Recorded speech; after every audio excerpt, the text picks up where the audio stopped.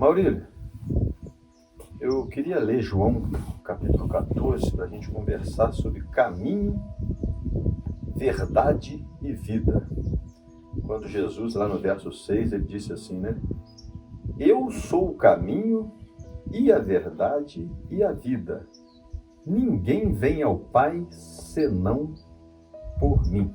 Se vós me conhecesseis a mim, também conhecerias a meu Pai. E já desde agora o conheceis e o tendes visto. Eu acho isso aqui muito forte, esse texto, porque Jesus se apresenta como caminho, verdade e vida. Depois ele diz que os discípulos conheciam o caminho. E os discípulos disseram, não, a gente não conhece o caminho.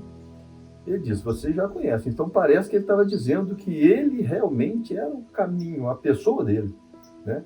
E depois ele disse, quem vê ele vê o Pai, que eles também conheciam o Pai. É um assunto interessantíssimo para a gente conversar aqui, né? Eu acho muito interessante aí, Roberto, primeiro ver o contexto dessa conversa de Jesus com os discípulos, né? Na verdade, foi a conversa final antes do Calvário. Porque Jesus, ele reúne os discípulos, faz a ceia, a última ceia, do capítulo 3 ao 17, o 17 é aquela oração sacerdotal final dele.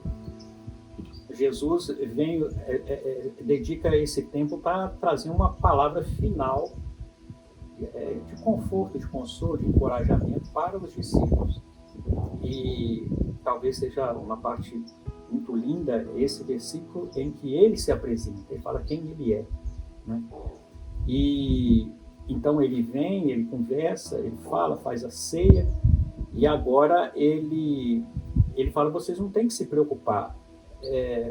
A gente conversando, você até falou que não se turbe o vosso coração. Como é atual essa palavra em função desse momento que a gente está vivendo. Momento de medo, né? Como as pessoas têm se preocupado, como não mudou, né? Eu não sei como era 2000 anos atrás, mas o mundo tem essa preocupação, né? As necessidades são as mesmas, né? E dentro desse contexto, até porque Jesus antevia aquilo que ia acontecer. Eles juntos durante 3 anos e meio, de repente, tirado o pastor, né? E saber que as ovelhas tenderiam a se dispersar. Aí ele fala, eu não quero que vocês fiquem preocupados, não, porque eu estou indo preparar um lugar para vocês. Porque na casa do meu pai há muitas moradas, né?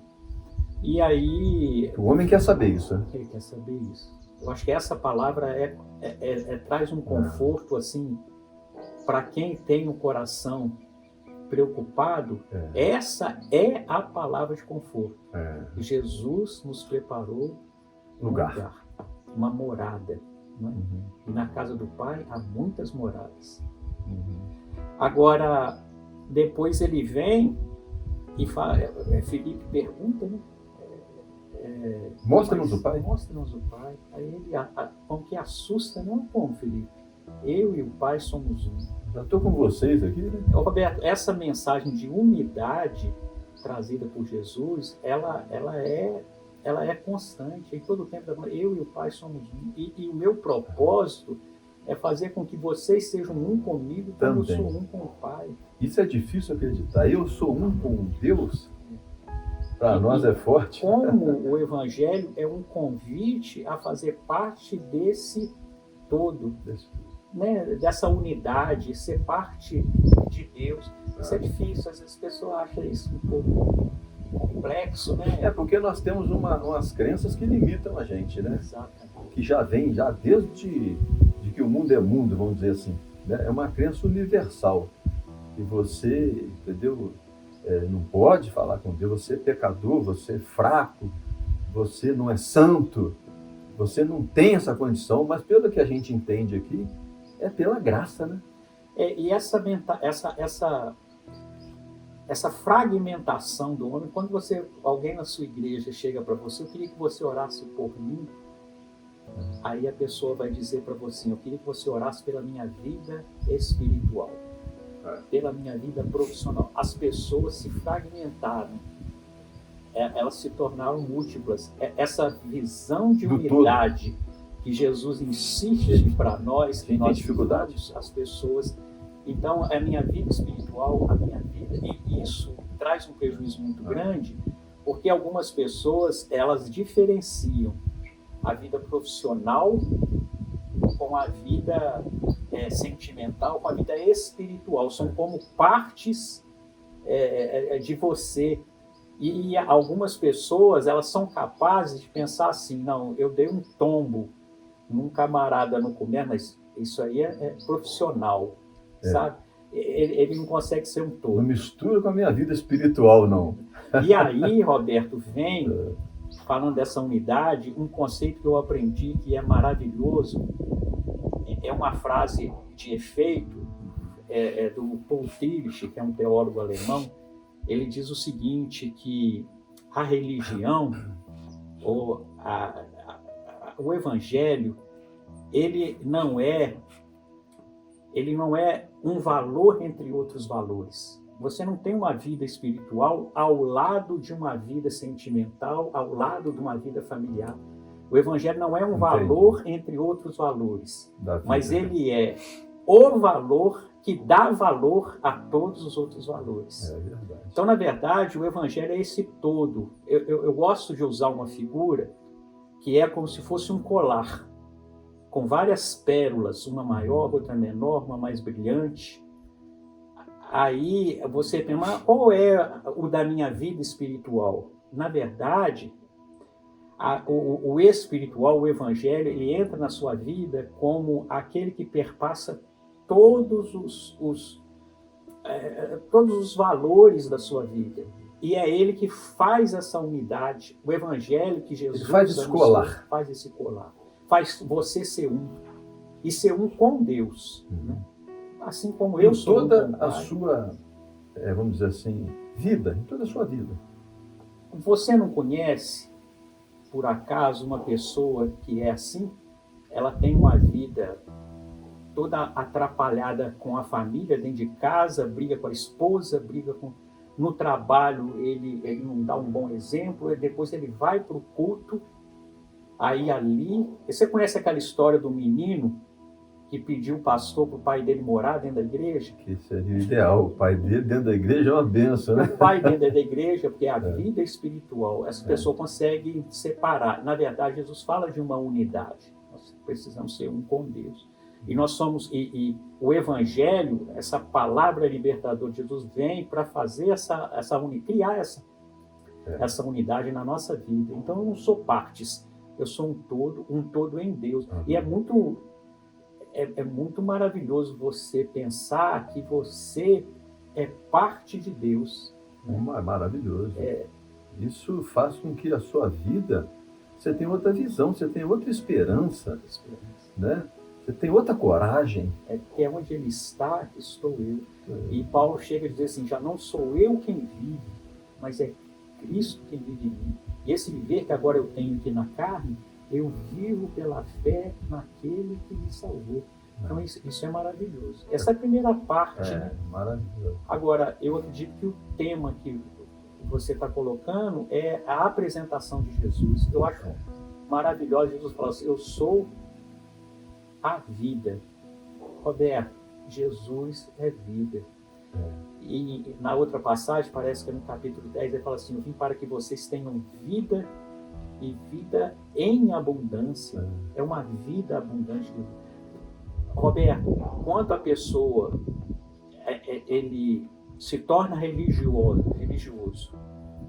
e ele entra para uma caixinha da crença da religião dele, e essa crença dele, ele rouba a vida, não é o evangelho.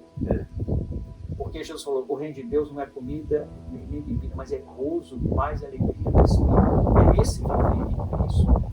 Então, tudo que te tira a liberdade, está te roubando vida e não procede de Deus. De Deus é vida, uma vida em abundância. É aquela passagem atribuída a Lutero, né? Que Lutero fala que se você lê a Bíblia e você conseguir ver ali duas possíveis interpretações, se apega àquela que te torne mais livre.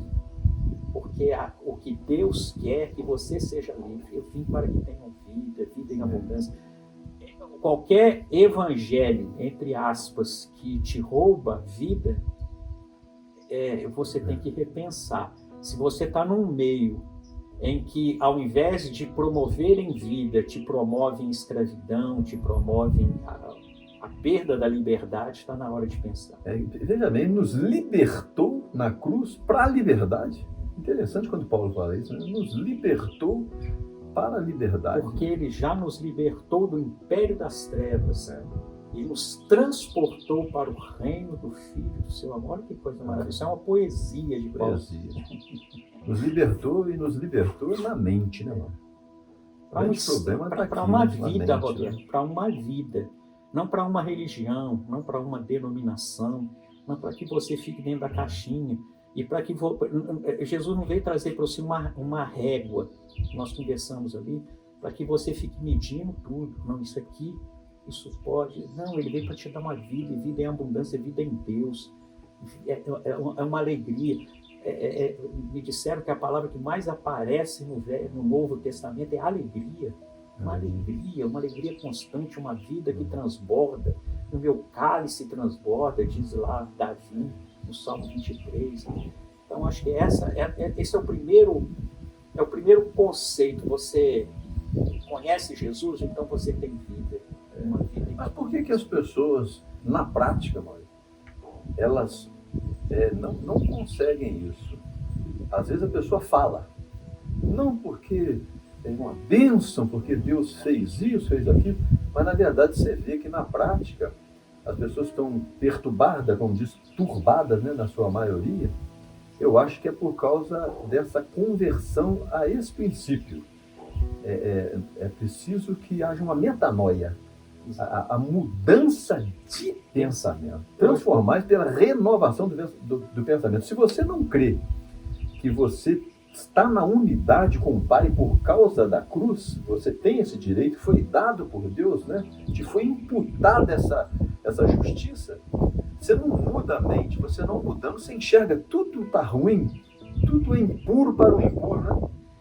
Então você vai ficando numa situação muito difícil, a religião, muita angústia, né? Triste. De angústia. Passa um pouco aquela coisa que nós conversamos sobre, uma gaiola de ouro. A pessoa, porque ela prefere ficar presa e segura. Ela se apega a uma crença, a um conjunto de regras que se deram para ela, e eu estou seguindo isso, eu estou bem. Então ela se prende, é uma gaiola, é bonita, é de ouro, mas ela não tem liberdade.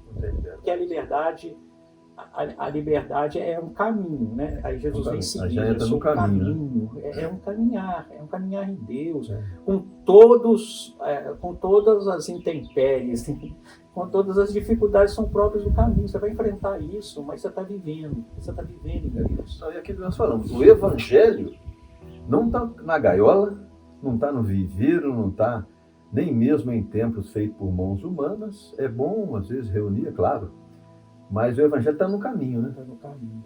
Isso que a gente falou é muito interessante também. Por isso que Jesus, eu sou o caminho, né? E esse Evangelho também está no caminho para os caminhantes, né? É muito interessante isso. Se você fizer uma leitura no Evangelho, a gente comentou isso na nossa última conversa, Jesus vai realizando a obra de Deus no caminhar. Ele vai no caminho, ele encontrou com as pessoas no caminho, Jesus não encontrava com as pessoas no templo, ele não se fechava, ele ia atrás, na casa daquele que é o carente, o necessitado. É um caminhar, é o tempo todo, é a mulher no poço de Jacó. O encontro dele ali é porque já tinham dito que Lázaro estava doente, aí ele sai dali, mas Jairo vem, a minha filha está doente, ele vai. Jesus vai caminhando, realizando. Roberto, eu entendo o Evangelho como este indo, não é? Indo pregar o Evangelho, não é você ficar bitolado naquela coisa de que você precisa, entre aspas, é uma expressão usada, mas ganhar almas no sentido de pregar o Evangelho. Então, eu tenho que entrar num lugar, converter todo mundo para a igreja que eu estou. Não é isso, é indo. Se ali Deus te colocou, ali exale o seu bom perfume de Cristo. Entendi. Indo no caminho, na vida, né? Na vida, eu acho que é um caminho. Jesus é o caminho. É este caminhar. Você caminha em Cristo, né? O caminho, a vida, o caminho é a verdade, né? A verdade é uma pessoa, né? Falando. A verdade não é uma teoria. Não é uma teoria, não é uma... Embora muitas pessoas busquem a verdade numa ideologia, a verdade é Cristo. Uma pessoa. E é essa verdade que te liberta. Então, embora procura-se a verdade em tantos lugares, a verdade está em andar nesse caminho, em receber essa vida, né? Fazer. É a verdade de que Cristo está em nós, numa unidade, né?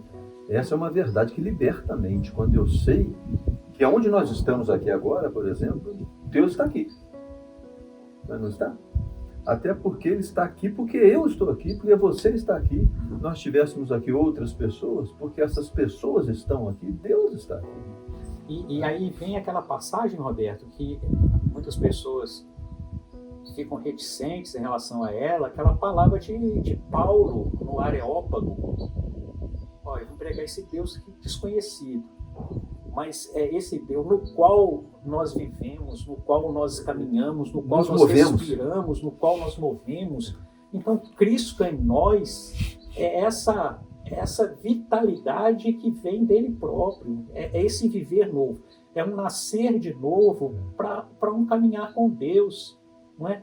E sem regras, no sentido de orar. Eu estou orando, às vezes eu estou caminhando, eu estou num carro, eu estou diante de Deus, a minha gratidão ela é expressa no louvor de uma forma natural, porque eu estou vivendo em Cristo, eu estou respirando em Cristo, eu estou vivendo em Cristo. Isso é algo libertador, quando você vive isso. Para mim, este é o Evangelho. E que eles disseram, não fica amargurado, não.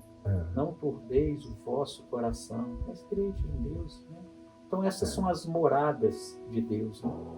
Que Deus nos chama para nós vivermos estas moradas. Né? Nestas moradas, né? É um ambiente novo.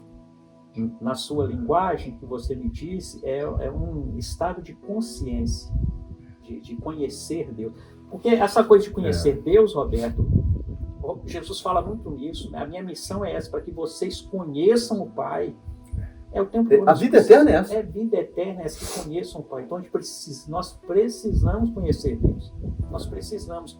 Agora, nós nos limitaremos se a gente pegar um conjunto de crenças, ainda que você diga, não, mas isso aqui a crença bíblica é a melhor teologia, vai te limitar. Eu acho que você tem que ter o coração aberto para viver em Deus. Viver em Deus. Sem dúvida.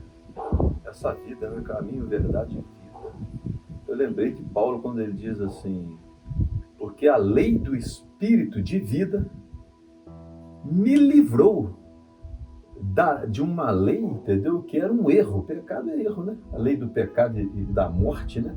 Me livrou dessa crença que eu falei com você aqui. Ela vem, é universal, ela vem lá de longe.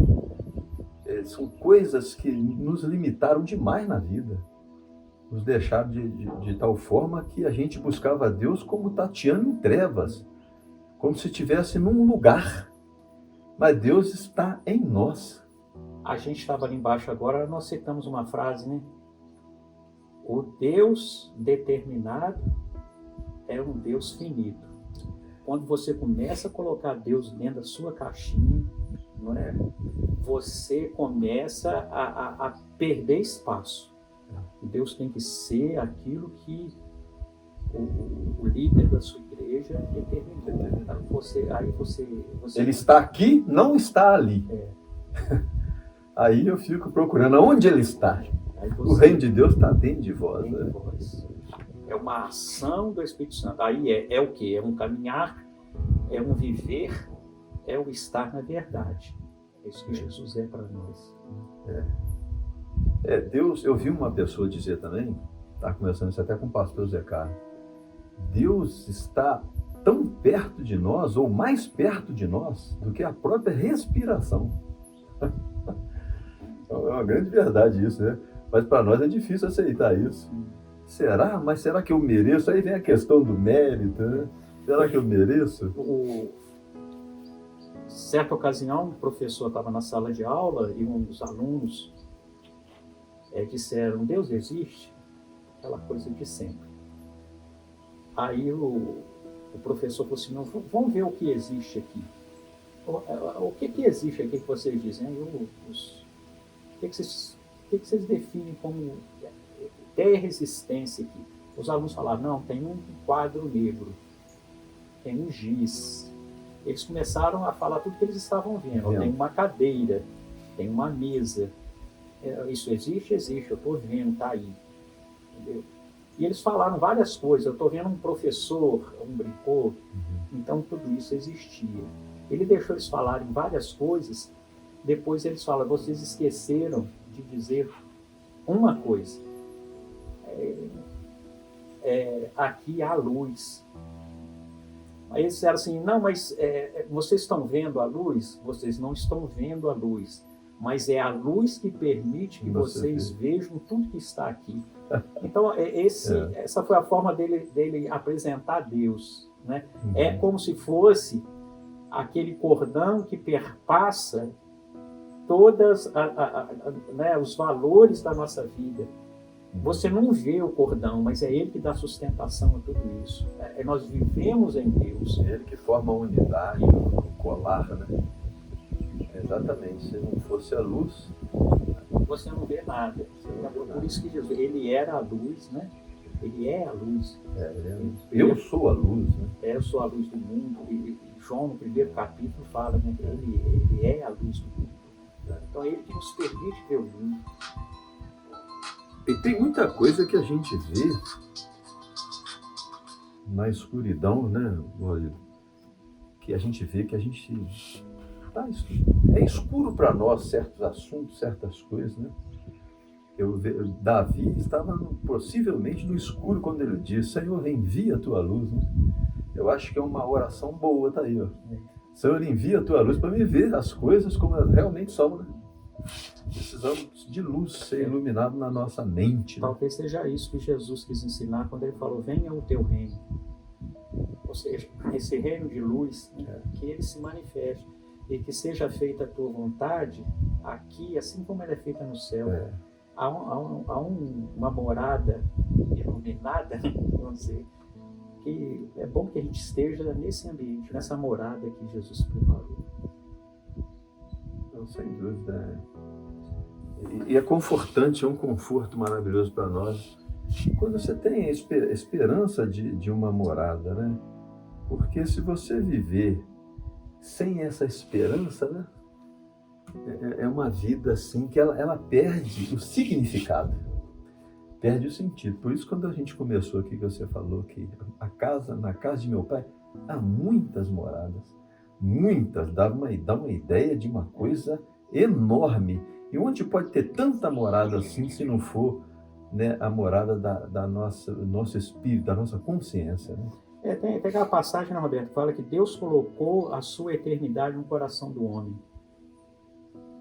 No meu entendimento, a gente tem a gente traz isso dentro da gente. Às vezes fica meio adormecido. Mas a gente vive uma realidade de um Deus abençoador, um Deus. Não sei, Deus colocou isso dentro da gente. Então, muito importante a gente tem que permitir que esse evangelho chegue como luz para que a gente compreenda essa realidade. Né? O reino de Deus está em vós, que Jesus disse. Né? Eu penso que quando a gente se abre para isso e passa a compreender, alguma coisa está dentro de nós. Eu não vejo mais evangelho como alguma coisa fora. Que alguém tem lá os parâmetros, tem tudo definido e ele traz para você. Para mim isso é regra. Assim, regras sobre regras e mais regras. Acho que Deus vem para nos libertar exatamente disso. Mas você não crê, não? Sim, mas nessa palavra maravilhosa e libertadora que Jesus trouxe para mim, esse é o Evangelho.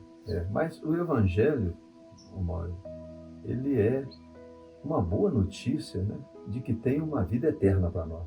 Então, a grande preocupação do ser humano é essa questão da nossa existência, né, e da nossa transcendência também, né? Então, você tocou num assunto importante aí que a gente eu queria comentar um pouco sobre eternidade, sabe? Não só dentro do Conversar assunto, um pouco sobre isso, até para uma outra... dentro desse uma outra assunto de mensagem, evangelho, vamos dizer assim. Roberto, tem um outro. Paulo fala assim, porque o evangelho é poder de Deus, né? Então, na verdade, o evangelho é um poder, é um fazer, é um realizar, é uma manifestação daquilo que Deus faz, daquilo que Deus pode, daquilo que Deus é. Sabe, o evangelho é esse fazer, não é alguma coisa para se crer na cabeça, para ficar somente, mas é um fazer de Deus. E esse fazer, mais uma vez, a gente volta para o texto, se dá na vida, se dá no caminho. Não é? Essa verdade manifesta. Né? Então, o evangelho é poder de Deus, não tem como desvincular. Você tem que abandonar a Bíblia. Desvincular o evangelho de um fazer, de uma manifestação. De aquilo que são possibilidades se tornam realidades por uma ação de Deus, como? Por meio do evangelho. Então, para mim, esse é o conceito do evangelho, é um fazer de Deus em nós. Né? Isso parece que dá a impressão que é uma coisa só para agora, né? Para mim alcançar uma salvação futura. Mas, na realidade, é uma eternidade que mora com a gente já, desde agora e para sempre. Isso vai embora para o infinito, vamos dizer assim. É até a palavra de Jesus, naquele que crê em mim, tem a vida eterna. Ele usa no presente. Não vai ter, não tem. Vai ter, tem. Você tem essa vida. Você já tem essa vida. E ela vai... Aí vem aquilo, quem compreende isso, tem aquela expressão de Paulo, porque para mim o viver é Cristo, morrer é lucro, porque não há mais morte, mas passou da morte para a vida, disse Jesus. Então você entrou numa vida de Jesus, numa morada de Jesus, né? Num caminho que é o próprio Senhor Jesus. Né? Para mim esse é o Evangelho. Aí nós vamos continuar assim de glória em glória, de força em força, de eternidade a eternidade, junto com Deus. Por isso que a unidade é interessante, porque pela unidade eu compreendo melhor a eternidade. Né? Porque, Maurílio, Deus, né? Ninguém tem vida eterna na realidade. Ninguém tem. Se você parar para pensar bem pelas Escrituras, quem tem vida eterna é o Pai. É Deus que tem. Então, na realidade, a vida eterna ela nos é dada quando a gente tem a unidade. Tudo indica isso. Quando eu me torno um com Deus, eu entro na eternidade dele. Aí eu vivo realmente, né, para sempre. E assim, é maravilhoso. É um assunto difícil, né? Mais bacana, vale a pena. Amém?